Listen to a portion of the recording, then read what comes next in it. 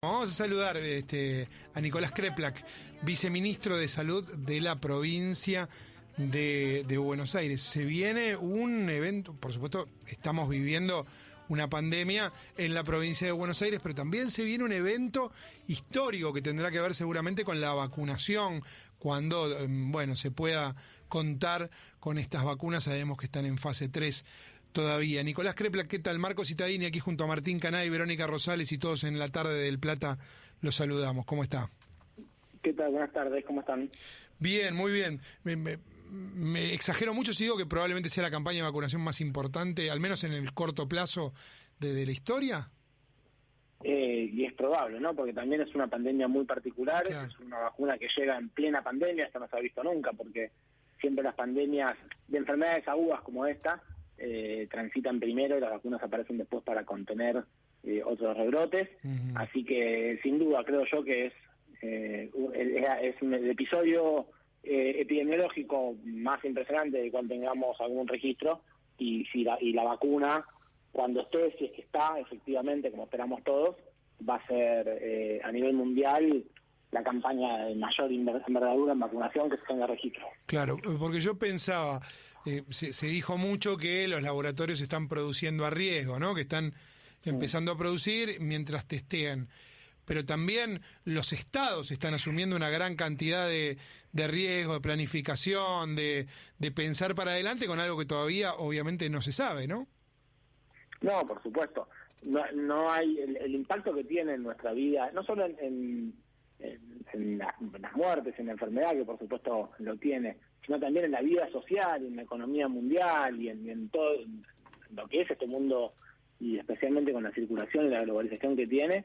Es tan grande, es tan impresionante que sin duda a todos nos hace jugar, achicar los tiempos todo lo posible, porque el riesgo de no tomar medidas arriesgadas es 4 o 5 meses más en estas condiciones, que en términos de vidas, en términos económicos, en términos sociales, tiene un impacto muy, muy grande. Así que, y sobre todo a nosotros, además, nos da la perspectiva de que pueda volver un invierno con la pandemia puesta. Claro. Entonces tenemos que hacer un trabajo enorme y de muchísimo riesgo, y prepararnos y garantizar que sea dentro de las posibilidades que la ciencia nos dé, asegurarnos el mejor lugar, porque si no podemos llegar a tener una segunda ola como se está viendo en Europa, con todo lo que estamos viendo que sucede, ¿no? Nicolás, Martín Canay, ¿cómo le va?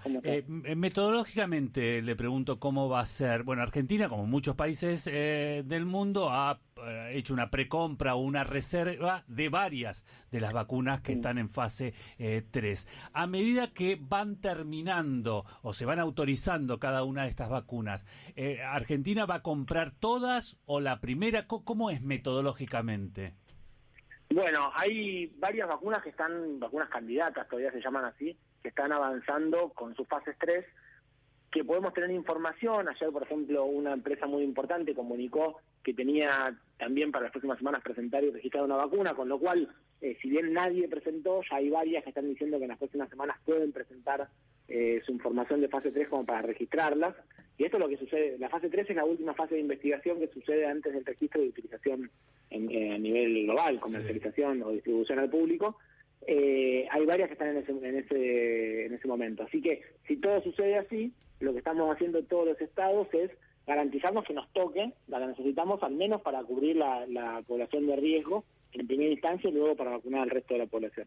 Bueno, entonces nosotros estamos trabajando con lo que provee Pfizer, que pareciera ser que no tiene mucho disponible para Argentina. Hay países del mundo que han comprado la mayoría de lo que está produciendo, y a nosotros nos podría tocar de Sputnik V, que también está muy muy avanzada, que es una plataforma, es decir, un tipo de vacuna, tecnología de vacuna que ya es conocida, que da bastante seguridad, y eso podría también tener para finales de diciembre la primera entrega a nivel masivo, como para empezar a hacer una vacunación importante.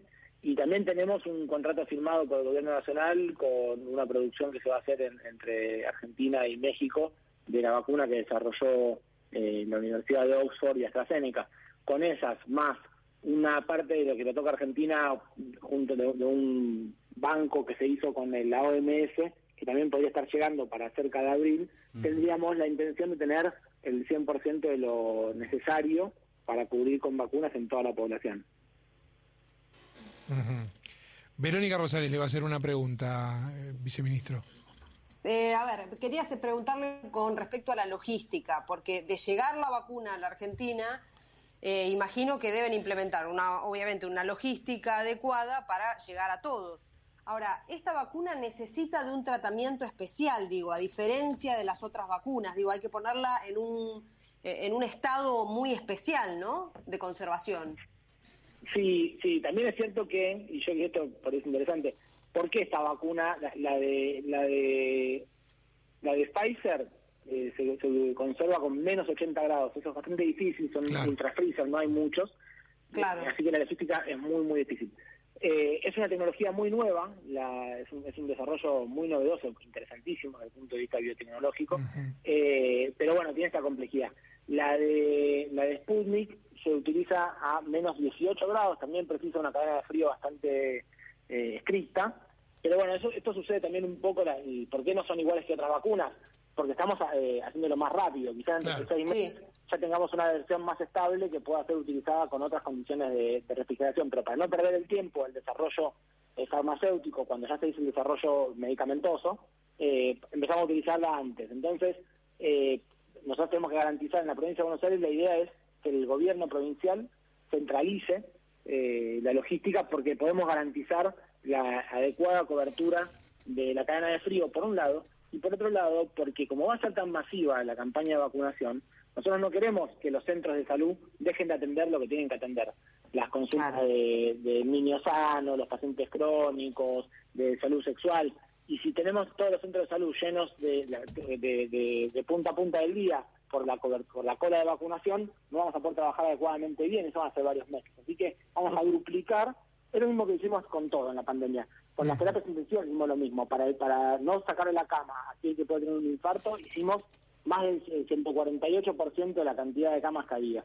Esto es un trabajo que nosotros decidimos, no queremos pandemia, o sea, coronavirus, o el resto de la salud. Es lo que ya había antes, más el agregado a esta enfermedad, porque la verdad que es lo que termina sucediendo. Así que vamos a hacer postas nuevas, puntos nuevos de vacunación, centralizados por la provincia de Buenos Aires en la primera instancia debido a la dificultad logística, y cuando tengamos una vacuna que sea más fácilmente distribuible y que no tenga esa complejidad logística, quizás podamos capitalizarlo un poco más y delegar en los municipios o en otras instituciones. Bien, le quiero consultar por lo que está pasando en Europa. Bueno, aquí en Argentina es obvio también que se evitó que no colapse el sistema sanitario, eso está muy bien. Y en el comienzo del programa yo decía, hay que seguir mirando lo que ocurre por caso en España, en Italia. Es prácticamente inevitable que nos llegue, aunque tengamos la vacuna, ¿es inevitable que llegue el rebrote a la Argentina? Bueno, hay varias cosas que hay que aprender de lo que pasó en Europa, o al menos hipótesis de lo que podemos aprender de lo que pasó en Europa para trabajar fuertemente. Nosotros, ustedes se acuerdan, cuando acá en Argentina estábamos en un momento de muchos casos y tratando de sostener el aislamiento, se veía una enorme actividad, sobre todo se habló mucho de los jóvenes que no respetaban las medidas de aislamiento. Hubo muchas manifestaciones, movilizaciones en contra de las medidas de cuidado. Eso hizo que en Europa hubieran continuamente casos. Y cuando empezaron las condiciones climáticas de vuelta a favorecer la transmisión de enfermedades respiratorias, incluso los vuelos, hay muchas actividades que rápidamente se recuperaron, y se recuperaron con bajo cuidado. También hicieron una cosa que para mí es preocupante, que es que cada uno había encontrado la receta de por qué se había resuelto, decían por los seguimientos de contacto, por los testeos. Entonces ya pensaban que estaban blindados para una segunda vuelta, y cuando aparecieron los casos, ninguna de estas medidas funcionaba. Sola no funcionaba en el contexto de lo que estaba sucediendo, y hoy tenemos eso sumado a algunas dudas que están dando vueltas respecto de cepas un poco más contagiosas. Digamos, hay varias cosas para analizar y discutir lo que está sucediendo en Europa. Hoy tenemos una cantidad de casos que es muy superior a lo que se vio en la primera ola, pero además tenemos todo el otoño y el invierno por delante, con lo cual esta cantidad de casos como pasó en Argentina, y yo creo que todos lo hablamos acá muy fuertemente, cuando decíamos hay que aplanar la curva, y nosotros tuvimos muchos casos, pero aguantamos hasta finales de agosto, fue el pico de mayor casos, no fue en otoño,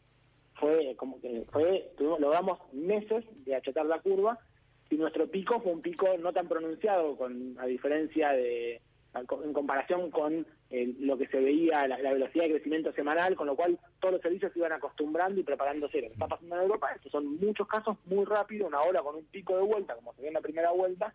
Nosotros tenemos que tratar de evitar que no suceda eso. ¿Podemos llegar a tener una segunda vuelta? Puede ser.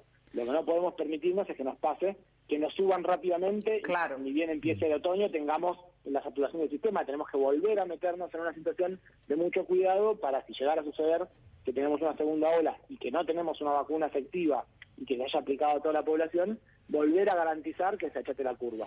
Para eso tenemos que, durante este verano, cuidarnos mucho, garantizar las medidas de cuidado. Nosotros estamos hablando en la provincia de pasar a la fase de los protocolos, donde cada uno de nosotros, y las instituciones y lugares y comercios, sea muy restrictivo con los protocolos, muy cuidadoso y celoso de los protocolos, para tratar de garantizar que se reduzcan los casos. Y el aislamiento de los positivos y los contactos estrechos tiene que ser muy seguro, porque el aislamiento de ellos garantiza la circulación del resto.